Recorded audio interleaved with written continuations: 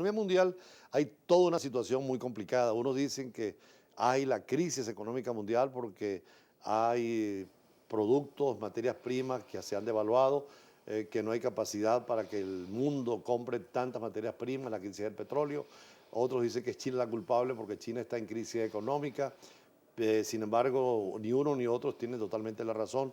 Hay causas endógenas, exógenas. Así Hay es. gobiernos que no han sabido administrarse bien, como es el caso de Grecia y el escándalo en la Unión Europea. Por eso conversamos con un economista, Ricardo Berríos, que además es directivo de Fede Cámaras en Trujillo. Hace poco estuviste precisamente en Costa Rica en un seminario vinculado a la OIT. ¿Qué pasa en la economía mundial usted como economista? Bueno, primero, buenos días. Realmente lo que está pasando en la economía mundial y en el caso de China, China tuvo un crecimiento interesante a nivel económico, pero indudablemente conozco una base importante y una base firme. Eso le dio en estos momentos una realidad en el país donde ya China, ese crecimiento se redujo, hay un proceso de crecimiento. Llegó a la segunda economía mundial. Sí, llegó a ser la segunda economía mundial, pero ahorita está en un proceso de crecimiento que está afectando en efecto paraguas a casi todas las economías del mundo. Indudablemente que China incidió sobre todo en América Latina, tiene un origen fundamental sus inversiones en América Latina, pero ha decrecido ese proceso de inversión, ha decrecido su nivel de crecimiento y eso ha influido también en su demanda en el mundo de materias primas. Indudablemente que eso afecta directa e indirectamente a los países proveedores de materias primas y los que importan bienes desde China. Por ejemplo, el caso de Brasil, que le vendía azúcar, hierro, petróleo, ahora claro, los China commodities, pide menos, por ¿no? supuesto, el problema fundamental de Brasil, séptima economía del mundo, probablemente pase a la octava después de la India en esta oportunidad, primera economía latinoamericana, ha experimentado un proceso de recesión muy importante, estaba creciendo, decreció en casi un 1% el año pasado, se puede llegar hasta un menos 0,5% en el próximo año. Brasil, indudablemente, que ha sufrido una crisis, sin embargo, y esto tenemos que señalarlo, la presidencia y el equipo económico de Brasil está haciendo todo lo que macroeconómicamente lo exige la regla. En primera instancia está reduciendo el gasto público, el gasto exacerbado. En segunda instancia está direccionando inversiones importantes en el área de infraestructura, está logrando la mayor participación del sector privado en la economía. Por otro lado, Brasil estamos observando que está incentivando las exportaciones ante la caída del consumo interno y del mercado interno. Eso O es lo que sea, se son tiene que hacer. medidas que hay una cláusula económica mundial que hay que tomar y Brasil las está La tomando. está tomando. Sin embargo, también tenemos que tener en cuenta que el problema político, el problema de corrupción lo ha venido afectando en el logro de los objetivos macroeconómicos. Brasil ha solucionado. Tenemos que también aclarar algo importante de Brasil, que es la relación de Brasil con Europa, fundamental. España tiene casi aproximadamente 60.000 millones de euros colocados en Brasil. Probablemente el 50% de la inversión española en Latinoamérica está en Brasil.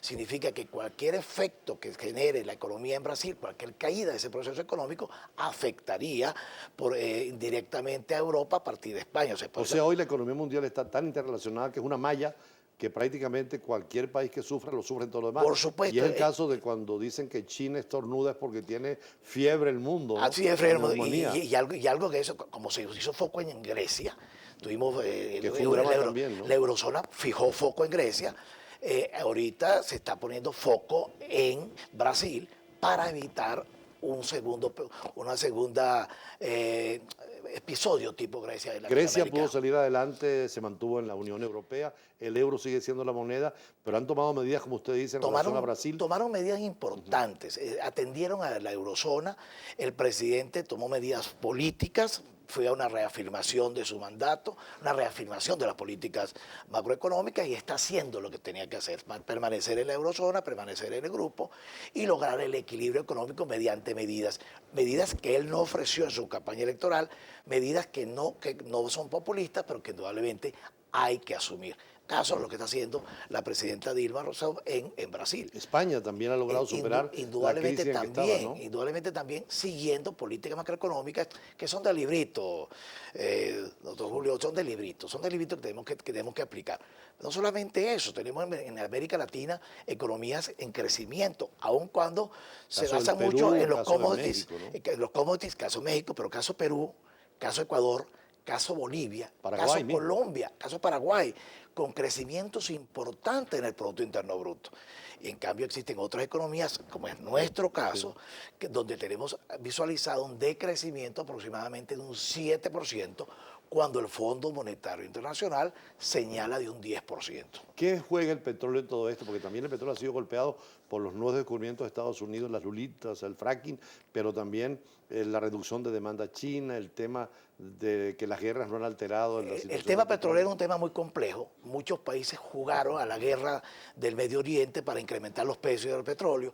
Muchos países jugaron a los acuerdos de la OPEP para manejar el incremento petrolero, pero no hay ese tipo de acuerdos. Rapidito en ese sentido. ¿Por qué?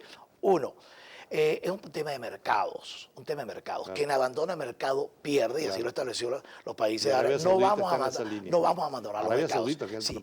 Y la entrada a la economía de nuevos actores. También tenemos Estados Unidos con casi 11 millones de barriles de petróleo diarios, tenemos a Rusia como actor importante también, y tenemos otros países como México, inclusive Colombia. Y nuevos como Angola, Guinea. Y eso no es nada.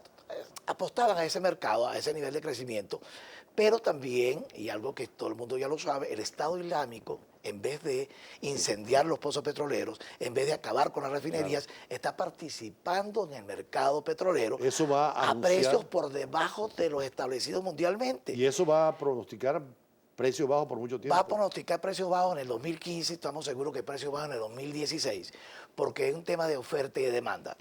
Hay más de 2.500.000 barriles de petróleo de sobredemanda en el mercado petrolero. Ingresa un nuevo actor que es Irán. Claro, con donde, procesos de paz con por Estados supuesto, Unidos y Europa, donde son 3 millones que van a ir. Va a colocar al menos 2 millones de barriles de petróleo diario, al menos 2 millones, que indudablemente no va a desplazar a nadie. Nadie va a abandonar el mercado por un tema de seguridad y de colocación de mercado. Vamos a manejar un precio permanentemente, creo que en 40, 42 dólares el barril, y pudiera proyectarse en 2016 en ese mismo estándar o menor.